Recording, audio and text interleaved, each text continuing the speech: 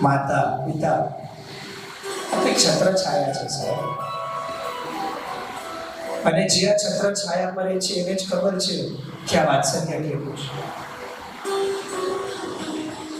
હું તો ઘણી વાર કહું, લોકોને ખોટું ખરાબ લાગતું બી હોય, મા વગર તો હજી ચાલે આ દુનિયામાં, બાપ વગર ન ચાલે.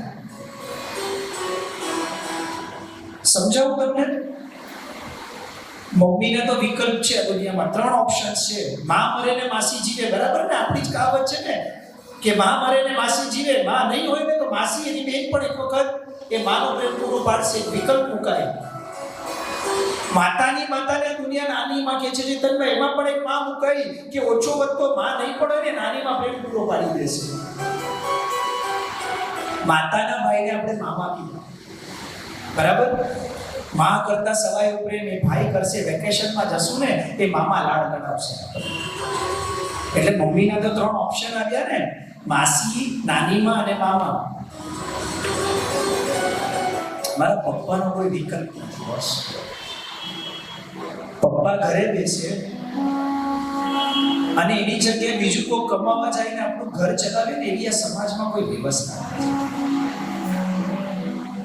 બહુ જ માર્મિકતાથી કહું છું, મમ્મી જો બીમાર પડે ને તો અઠવાડિયું 15 દિવસ ટિફિન લાવીને જમી શકાય. લાંબો ખાટલો કે પથારી આવે ને તો 12 કે 24 કલાકની 2 ફરતી બાઈઓ રાખી શકાય ઘરકામ કરવા ને ઘરનું બધું સાચવવા માટે થઈને. આપણને સ્કૂલમાં રજા પડે ને એટલે આપણી સાથે 2 દિવસ 5 દિવસ કે 10 દિવસ મમ્મી પણ વેકેશન કરવા આવી શકે. અને એટલે હું હંમેશ કહું, મમ્મીને હોલિડે કે વેકેશન હોય, પપ્પાને ક્યારે પણ હોલિડે કે વેકેશન નથી હોતું.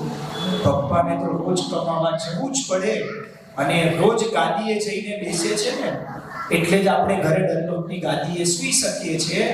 આ દુનિયાના તડકાએ સહન કરે છે ને એટલે આપણા ઘરમાં એસી ચાલે છે. એ ઓવરટાઈમ કરે છે એટલે આપણો ટાઈમ સારો જાય છે. એ એક ટાઈમ કાં તો ખાતા નથી કાં તો ઠંડુ ટિફિને જમે છે ને એટલે આપણે ઘરે 2 રોટલી પણ ગરમ 2 વખત ખાઈ શકીએ છીએ. એ છે તો સ્કૂલની ફીસો છે, એ છે તો કોઈ માનવું પડે મેડિક્લેમ છે, જીવતે જીવત તકલીફ ન પડે એવી ઇન્સ્યોરન્સ પોલિસી છે, એ છે તો નાનપણના રમકડા છે, એની હયાતીમાં દરેક તહેવારો છે, એની હાજરીમાં ઓછા પર્સન્ટેજ એવી મનગમતી કોલેજમાં કેરિયર બનાવવા માટે લાગવગ નામનું ડોનેશન ભરાય છે. મને તો એટલું સમજાય છે, પપ્પા જો જીવે છે તો દિવાળીમાં ફટાકડા, મીઠાઈ, ડ્રાયફ્રૂટ, નવા કપડા, કોકના ઘરે જઈને સાલ મુબારક છે. 25મી ડિસેમ્બરે ચર્ચ અને મોલની બહાર આજની પેઢી સાન્ટા ક્લોઝ ગોતે કે આપશે એક સરસ મજાની ગિફ્ટ, મેરી ક્રિસમસ કહેશું એટલે માગ્યા કરતા મોટું રમકડું આપણી કલ્પનાની બહારનું જેને લાવીને આપ્યું ને, આપણા બાપ કરતા મોટો સાન્ટા ક્લોઝ આ દુનિયામાં બીજો કોઈ નથી સાહેબ.